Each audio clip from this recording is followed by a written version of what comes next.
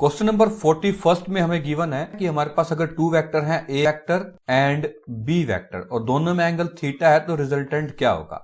बच्चों हमें triangular law से और पैरेललोग्राम लॉ से, किसी भी लॉ से हम कर सकते हैं। रिजल्टेंट हमारे पास होता है A square plus B square plus 2ab cos theta का अंडर रूट। तो हम देख रहे हैं इसके अकॉर्डिंग हमारे पास ऑप्शन नंबर ए करेक्ट होगा। Question number 42, following sets of 3 vector act on a body whose resultant can not be zero. Question के अकॉर्डिंग हमसे यह पूछा गया कि इन 4 ऑप्शंस में से ऐसा कौन सा ऑप्शन है या ऐसा कौन सा सेट है जिसके लिए नेट रिजल्टेंट कभी भी जीरो नहीं आ सकता। तो बच्चों मैं पहले आपको एक थोड़ा मैथमेटिक्स का रूल बता दूं। कभी भी किसी ट्रायंगल के अंदर दो साइड तीसरी को तब तक कैंसिल कर सकती है या उनका रिजल्टेंट तब तक जीरो आ सकता है जब तक दो साइड्स को ऐड करें और वो ग्रेटर देन थर्ड साइड आ रहा हो। जैसे कि हम ए में देखते हैं 10 और 10 दोनों को ऐड करते हैं, क्या बनता है 20। 20 जो है वो रिमेनिंग वाले से ज्यादा है, तो हम कहेंगे इसका रिजल्टेंट जीरो आ सकता। हमें क्वेश्चन बताना है कैन नॉट बी जीरो, तो ये ऑप्शन रॉन्ग है। बच्चों अगर अभी भी समझ नहीं आया तो एक बार आप डी ऑप्शन को देखो। इसको आप यूं मान लो कि ये हमारे पास एक तरफ 40 आ गया। अब दूसरे कौन कौन से बच गए 10 और 20। अगर ये 10 और 20 है ना, एक साथ भी लग जाए, दोनों मिलके ही जोर लगा लें, एक 10 न्यूटन है और एक मान लो 20 न्यूटन है, तो भी 30 बनता है, इसको कैंसिल नहीं कर सकता। तो आप समझ रहे हो मैं क्या कहना चाह रहा हूं। जब भी है ना किन्हीं दो वेक्टर का सम है वो हम ले लें, जैसे कि 10 + 20 ले लिया और वो ग्रेटर देन रिमेनिंग जो है 40 नहीं आ रहा, इससे लेसर आ रहा है, तो हम कहेंगे इस केस के अंदर रिजल्टेंट कभी भी जीरो नहीं आ सकता। तो डी ऑप्शन करेक्ट होगा। बी भी रॉन्ग है क्योंकि इनका रिजल्टेंट भी जीरो आ सकता है, क्योंकि 10 + 10 करेंगे तो ये कितना हो जाएगा 20। सीधा सा पता है कि मान लो 20 यहां लग रहा है, 10 यहां है, 10 यहां है, तो इनका रिजल्टेंट जीरो आ जाएगा। इनमें भी देखो आप दो को ऐड करो, ये ग्रेटर आ रहा है, तो इसका मतलब इसका रिजल्टेंट क्या आ सकता है जीरो। बस डी ऑप्शन ही है। इस केस में ऐसा हो रहा है कि जो a + b है वो ग्रेटर देन c नहीं आ रहा, इसीलिए हम क्या कह देंगे कि ऑप्शन डी वो हमारे पास सेट है कि जिसका रिजल्टेंट कभी भी जीरो नहीं आ सकता। क्वेश्चन नंबर 43 में भी प्रीवियस क्वेश्चन का ही कंसेप्ट लगेगा। क्वेश्चन में कहा गया कि when 3 forces of 50 newton, 30 newton and 15 newton act on a body then the body is at. Question में पूछा गया है कि अगर 3 फोर्स एक्ट कर रहे हैं, तो आप देखो बच्चों कोई भी दो को ऐड करो, मान लो दो सबसे स्मॉलर को ऐड कर लेते हैं, तो क्या ये ग्रेटर देन थर्ड आ रहा है, तो हम कहेंगे नहीं, क्योंकि 30 + 40 15 तो क्या है 45, जो कि स्मॉलर देन 50 है। तो हमारे पास a + b greater than c की कंडीशन वेरीफाई नहीं हो रही, इसका मतलब इनका नेट रिजल्टेंट कभी भी जीरो नहीं आ सकता। इसका मतलब ये होगा कि कोई ना कोई नेट फोर्स तो बॉडी पे एक्ट करेगा, और जब कोई नेट फोर्स बॉडी पे एक्ट करता है तो इसका मतलब क्या होता है, बॉडी एक्सेलरेशन से मूव करती है। या हम कह सकते हैं जो फोर्स का फार्मूला है वो है mass into acceleration. That's why अगर नेट फोर्स एक्ट कर रहा है तो नेट एक्सेलरेशन भी है, इसलिए हम कह सकते हैं ऑप्शन डी करेक्ट है। क्वेश्चन नंबर 44 में हमें गिवन है sum of two forces acting at a point is 16 newton. Let हमारे पास दो फोर्स हैं ए और बी, क्वेश्चन के अकॉर्डिंग दोनों का सम 16 न्यूटन है। If the resultant force is 8 newton, और रिजल्टेंट फोर्स जो है वो 8 न्यूटन है, and its direction is perpendicular to minimum force. मान लेते हैं कि हमारे पास बी लार्जर या ग्रेटर फोर्स था और ए मिनिमम या लेसर फोर्स था। क्वेश्चन के अकॉर्डिंग जो रिजल्टेंट आ रहा है वो ए के परपेंडिकुलर है, जो रिजल्टेंट है वो किसके परपेंडिकुलर है, ए के। तो हमें यह बताना है कि दोनों फोर्सेस क्या है। क्वेश्चन के अकॉर्डिंग हमें दोनों फोर्सेस फाइंड करना। माय डियर स्टूडेंट्स, हमारे पास रिजल्टेंट का एंगल निकालने का फॉर्मूला होता है tangent beta is equal to B sine theta by A + B cos theta. बच्चों यहां पर जो ये बीटा एंगल बनता है ये ए के साथ बनता है, बट आप इस केस में देखिए जो बीटा एंगल है वो अपने को कितना दिया हुआ है 90 डिग्री, तो आ जाएगा tangent 90 degree is equal to B sine theta divide by a + b cos theta. फिर बच्चों टेंजेंट 90 इन्फिनिटी होता है, अगर रेसिप्रोकल ले लेंगे तो 1/∞ क्या हो जाएगा 0, दोनों साइड रेसिप्रोकल लेना पड़ेगा। तो हमारे पास यहां पर आ जाएगा a + b cos theta divide by b sin theta. ठीक है बच्चों, देखो रेसिप्रोकल लिया, टेंजेंट 90 इन्फिनिटी था, 1/∞ क्या होगा 0, और यहां भी रेसिप्रोकल आ गया। अगर हम इस b sin थीटा को इक्वेशन के दूसरी तरफ ले जाते हैं, यहां से हमारे पास आ जाएगा a + b cos theta is equal to 0। या हम कह सकते हैं cos theta is equal to minus A divide by B. फिर बच्चों हमें रिजल्टेंट का फॉर्मूला पता है। रिजल्टेंट क्या होता है हमारे पास, under the root A square plus B square plus 2 B cos theta. Cos theta की जगह हम क्या पुट कर दें, minus A divide by B.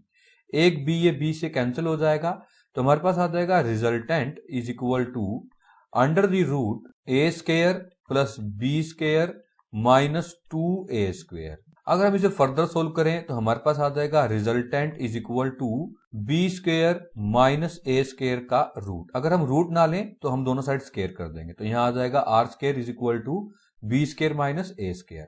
Late ये मेरे पास इक्वेशन आ गई सेकंड, और जो मैं पहले गिवन था ये इक्वेशन हमारे पास आ गई थी फर्स्ट। अगर मैं सेकंड इक्वेशन को फर्दर सोल्व करता हूं तो हमारे पास रिजल्टेंट देखिए 8 न्यूटन गिवन था, तो यहां पर आ जाएगा हमारे पास 64 is equal to B plus A into में बी माइनस ए। फिर बच्चों ये इक्वेशन को हम थर्ड लेट कर लेते हैं। अगर हम डिवाइड कर देते हैं इक्वेशन थर्ड को फर्स्ट से, इसके लिए मैं यहां पर स्पेस बना लेता हूं। जब हम इक्वेशन थर्ड को फर्स्ट से डिवाइड करेंगे तो हमारे पास आ जाएगा 64/16 is equal to B plus A into B minus A divide by A plus B. बच्चों ये ए प्लस बी और बी प्लस ए दोनों सेम थिंग है, ये दोनों क्या हो जाएंगे, कैंसिल। ओनली क्या बच जाएगा, बी माइनस ए, और यहां पर बच जाएगा 4। तो हमारे पास यहां से आ गया B minus A is equal to 4।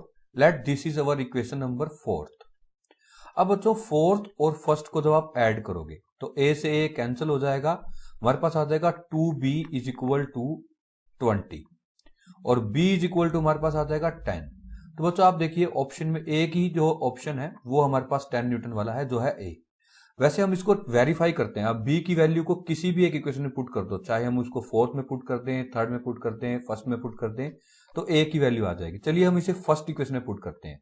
First equation थी a plus B is equal to 16, तो हमारे पास आ जाएगा a plus 10 is equal to 16, या यहां से a इज इक्वल टू हमारे पास आ जाएगा 6 न्यूटन। हेंस ऑप्शन ए जो है वो मोस्ट अप्रोप्रिएट है, वो करेक्ट है। क्वेश्चन नंबर 45 के according, if vector p q r having magnitude 5, 12 and 13 and p plus Q is equal to r, ये हमें गिवन है, तो हमें बताना है angle between q and r क्या होगा।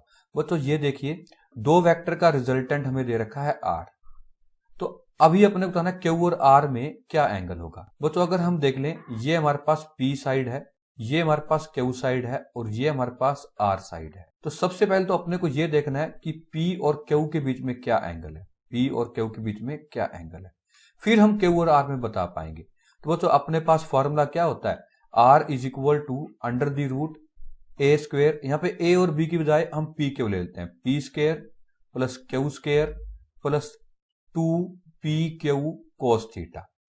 मतलब अगर हम इसे सोल्व करेंगे तो हमारे पास आ जाएगा रिजल्टेंट का square is equal to p square plus Q square plus 2p Q cos theta. Resultant कितना दे रखा है आपने को, रिजल्टेंट दे रखा है 13, तो 13 का स्क्वायर कर देते हैं, ये आ जाएगा 169 इज इक्वल टू हमारे पास यहाँ क्या आ जाएगा, p का स्क्वायर मतलब कि 25 प्लस में q का स्क्वायर मतलब कि 144 प्लस में 2 into 5 into 12 into cos theta. वो तो ये 169 ही बन जाएगा, वहां जाके 0 हो जाएगा, और यहां पर ये बन जाएगा 120 कोस थीटा। फर्दर सोल्व करेंगे तो 120 तो 0 हो नहीं सकता, दैट मीन्स कोस थीटा कितना है 0, या थीटा कितना है 90 डिग्री। वो तो ये हमने इस रिजल्टेंट और इस इक्वेशन से p और q में एंगल फाइंड कर लिया। अब मैं यहां पे छोटा सा ये एक ट्रायंगल बना देता हूं, ये साइड p है, ये साइड q है, और हमारे पास ये रिजल्टेंट साइड कौन सी है, r। ठीक है, अपने को ये एंगल बताना है किसमें, q और r में। तो बच्चों अगर हम इनमें देखें सारे ऑप्शन कोस वाले हैं। कोस थीटा क्या होता है, पंडित बद्री प्रसाद हर हर बोले सोना चांदी तोले, मतलब कि जो कोस है वो बेस अपॉन हाइपोटेन्यूज होता है, एंगल के सामने वाला परपेंडिकुलर, तो इसका मतलब बेस क्या होगा q और हाइपोटेन्यूज क्या होगा r। तो हम कह सकते हैं cos theta is equal to क्या होगा, q बाय r, या थीटा क्या हो जाएगा हमारे पास, cos inverse q by r। तो माय डियर स्टूडेंट्स हमें q की वैल्यू कितनी गिवन है 12 और हमें r की वैल्यू कितनी गिवन है 13, तो आ जाएगा cos इनवर्स 12/13, जो कि हमारा ऑप्शन नंबर सी है। 46 न्यूमेरिकल में हमें गिवन है resultant of two vectors a and b is perpendicular to the vector a and its magnitude is equal to half of the magnitude of vector b. The angle between a and b is. Question के according हमें given है अगर दो vector का जो resultant है, हम मान लेते हैं कि एक वेक्टर a है दूसरा b है, इन दोनों वेक्टर्स का रिजल्टेंट वेक्टर है r वेक्टर। क्वेश्चन के अकॉर्डिंग ऐसा दिया गया है, मान लेते हैं ये a है और ये वेक्टर हमारे पास b है, इन दोनों का जो रिजल्टेंट है वो a के परपेंडिकुलर है और इसकी वैल्यू b/2 है। क्वेश्चन के अकॉर्डिंग क्या कह रखा है, half the magnitude of vector b, और ये a वेक्टर के जो रिजल्टेंट वेक्टर है वो a वेक्टर के परपेंडिकुलर है। हमारे पास एक वेक्टर a वेक्टर आ गया, दूसरा b, और जो रिजल्टेंट है वो गिवन है b/2 है। तो हमें बताना है कि a और b में एंगल क्या होगा।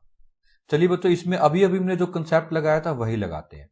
हमें पता है कि टेंजेंट बीटा का फार्मूला क्या होता है, b sin theta divide by a plus b cos theta. फिर हमें पता है बच्चों टेंजेंट बीटा, मतलब बीटा जो होता है वो a के साथ एंगल होता है जो कि 90 डिग्री है। ये हमारे पास आ जाएगा b sin theta divide by a plus b cos theta. बच्चों टेंजेंट 90 होता है इन्फिनिटी, दोनों तरफ रेसिप्रोकल लोगे तो आ जाएगा 1/∞ is equal to a plus b cos theta divide by b sin theta. 1/∞ 0 होता है, ये वहां जाके 0 बन जाएगा, हमारे पास आ जाएगा a plus b cos theta is equal to 0। या बच्चों इसके अंदर हम क्या कह सकते हैं, cos theta is equal to -a divide by b। Resultant की इक्वेशन होती है r is equal to a square plus b square plus 2ab cos theta. Cos theta की जगह मैं क्या मल्टीप्लाई कर दूं, -a/b। अगर मैं रिजल्टेंट की वैल्यू लिखूं, क्वेश्चन के अकॉर्डिंग रिजल्टेंट कितना है, half of magnitude of b, तो हमारे पास आ जाएगा b/2 is equal to under the root. इसको आप सोल्व करके देख लेना, ये b square minus a square आएगा। दोनों साइड अगर आप स्क्वायर ले लोगे, स्क्वायर लेने से हमारे पास आ जाएगा b square by 4 is equal to b square minus a। यहां से हम a स्क्वायर के लिए एक बार सोल्व करते हैं, तो हमारे पास आ जाएगा -a square is equal to b square by 4 minus b square. यहां से हमारे पास आ जाएगा -a square is equal to 4 आ गया एलसीएम, और ऊपर आ जाएगा b square minus 4b square. अगर आप फर्दर सोल्व करोगे तो ये आ जाएगा -a square is equal to -3b square by 4। Negative से ये नेगेटिव चला जाएगा, तो हमारे पास आ जाएगा a is equal to under the root 3/2b।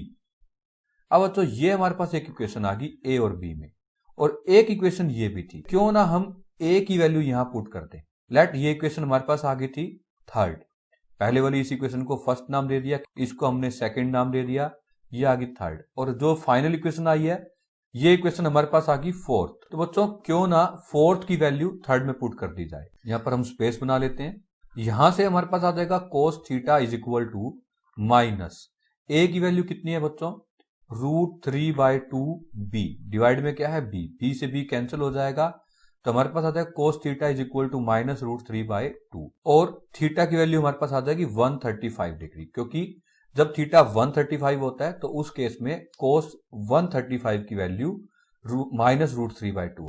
Question number 47, what vector must be added to the two vectors this and this so that resultant may be a unit vector along x axis. Question में कहा गया है कि इन दोनों vectors में हम क्या add करें कि हमारे पास नेट रिजल्टेंट वेक्टर है वो unit vector along x axis आए। Unit vector along x axis का मतलब है आई कैप। तो क्वेश्चन के अकॉर्डिंग पहले हम इन दोनों का एक नेट रिजल्टेंट वेक्टर निकालते हैं, इन दोनों को ऐड करो तो हमारे पास आ जाएगा 3i कैप माइनस जे कैप प्लस के कैप। इनमें मैं क्या ऐड करूं, मान लेते हैं कि इनमें मैं क्वेश्चन मार्क ऐड करता हूं, ये ए बी सी एक्स कुछ भी नाम दे सकते हो, तो ये क्वेश्चन मार्क मुझे फाइंड करना है, तो ये आ जाएगा question mark is equal to, ये सारी चीजों को वहां ले जाओ तो साइन चेंज करके हमारे पास 3i कैप बन जाएगा -3i कैप, माइनस जे कैप बन जाएगा plus j cap, and plus के कैप हमारे पास बन जाएगा माइनस के कैप। तो हम देखेंगे यहां से सोल्व करके हमारे पास आ जाएगा -2i cap plus j cap minus k cap, जो कि ऑप्शन नंबर बी है। Hence option B is correct. Question number 48 में हमें गिवन है what is the angle between p vector and the resultant of p plus q and p minus q. इन दोनों के resultant और पी वेक्टर में क्या एंगल होगा। इसको दो अलग अलग मेथड से कर सकते हैं। पहले तो इन दोनों का रिजल्टेंट निकाल लो। रिजल्टेंट कैसे निकालोगे, p vector plus q vector plus में p vector minus q vector. तो हमारे पास इसे सोल्व करके आ जाएगा 2p वेक्टर। तो बच्चों 2p वेक्टर भी p की डायरेक्शन में ही होगा, बस उससे डबल होगा। मान लो कि ये हमारे पास p वेक्टर है, तो 2p वेक्टर भी क्या होगा, उसी साइड होगा, बस उससे डबल होगा। तो दोनों में एंगल कितने डिग्री आ जाएगा, 0। एक तो यहां से हम देख सकते हैं कि ऑप्शन जो ए है वो करेक्ट है। अब हम दूसरे मेथड से समझते हैं।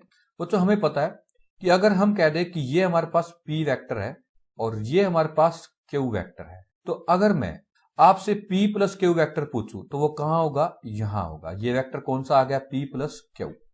और अगर मैं आपसे p माइनस क्यू पूछूं तो p तो पॉजिटिव है बट क्यू नेगेटिव का, तो इन दोनों का रिजल्टेंट यहां आ जाएगा। ये है p vector minus q vector. अब हमें इन दोनों का भी रिजल्टेंट निकालना है, दोनों ब्लू लाइंस का, तो इनके बीच में आ जाएगा। तो हम देखेंगे नेट जो रिजल्टेंट इन दोनों का आया और p वेक्टर में नेट कितने डिग्री का एंगल है, 0 डिग्री का। हेंस ऑप्शन ए करेक्ट है। दोनों में से किसी मेथड से भी कर सकते हैं। Question number 49, the resultant of p vector and q vector is perpendicular to p vector, what is the angle between p and q। वो तो बहुत इजी क्वेश्चन है। क्वेश्चन के अकॉर्डिंग हमें गिवन है कि एक ये p वेक्टर है और दूसरा हमारे पास ये q वेक्टर है। इन दोनों का रिजल्टेंट जो वो p वेक्टर के परपेंडिकुलर है, मतलब कि जो ये एंगल रिजल्टेंट है वो p के साथ 90 डिग्री एंगल बना रहा है। तो हमें p और q के बीच में एंगल फाइंड करना है। बच्चों अपने को सिंपल सा ये पता है कि टेंजेंट बीटा जो होता है वो होता है b sign theta divide by a plus b cos theta. तो ये जो टेंजेंट बीटा बनता है ये a के साथ बनता है। इस इक्वेशन को p और q की टर्म में लिखना चाहते हैं तो हमारे पास आ जाएगा tangent beta is equal to q sine theta divide by p plus q cos theta. बच्चों बीटा हमें गिवन है 90 डिग्री है, क्योंकि p के साथ कितने डिग्री एंगल बन रहा है, 90 डिग्री। फिर वही टेंजेंट 90 क्या होगा, infinity. Infinity is equal to आ जाएगा हमारे पास q sine theta divide by p plus q cos theta. अगर रेसिप्रोकल लोगे 1 बाय इन्फिनिटी बन जाएगा 0। ये हमारे पास आ जाएगा p plus q cos theta divide bye q sine theta, क्योंकि दोनों साइड रेसिप्रोकल लेना है। ये वहां बन के जाके बन जाएगा 0। तो हमारे पास यहां से क्या आ जाएगा, मैं यहां सोल्व कर देता हूं, ध्यान से देखो। इधर आ जाएगा p plus q cos theta is equal to 0। p equation के दूसरी साइड जाके नेगेटिव का बन जाएगा, तो हमारे पास आ जाएगा cos theta is equal to minus p by q, या थीटा इज इक्वल टू आ जाएगा cos inverse minus p by q, तो जो कि ऑप्शन नंबर बी है। क्वेश्चन नंबर 50 में हमें गिवन है कि maximum and minimum magnitude of the resultant of two vectors of magnitude p and q are in the ratio of 3:1। Which of the following relation is true. My dear students, हमें ये given है कि दो p और q vector का maximum और minimum magnitude का ratio 3:1 है। मैक्सिमम तब होता है जब दोनों सेम साइड में हो, मतलब दोनों ऐड हो रहे हो। तो हमें p vector plus q vector given है 3 और p vector minus q vector हमें गिवन है 1, क्योंकि मिनिमम मैग्नीट्यूड दो वेक्टर का तब होता है जब दोनों सब्ट्रैक्ट हो रहे हो। तो रेशियो हमने देखा, अब क्या आ जाएगा, इसको आप डिवाइड करोगे तो 3:1 आ जाएगा। तो बच्चों अगर हम इसको सोल्व करते हैं तो हमारे पास आता है 2p vector is equal to 4, या हमारे पास आता है p vector is equal to 2। इसको आप पुट कर दो किसी भी एक इक्वेशन में। तो फर्स्ट इक्वेशन में हम इसको पुट कर देते हैं, इस वाली इक्वेशन फर्स्ट में। तो हमारे पास आ जाएगा 2 plus Q is equal to 3। तो यहां से हमारे पास q इज इक्वल टू आ जाएगा 1। बच्चों अगर हम इनकी रेशियो लें तो p vector by q vector, p हमारे पास कितना था 2, q कितना है 1, तो हमारे पास आ जाएगा 2। यहां से हम देखते हैं जो p वेक्टर है वो आ जाएगा 2q वेक्टर।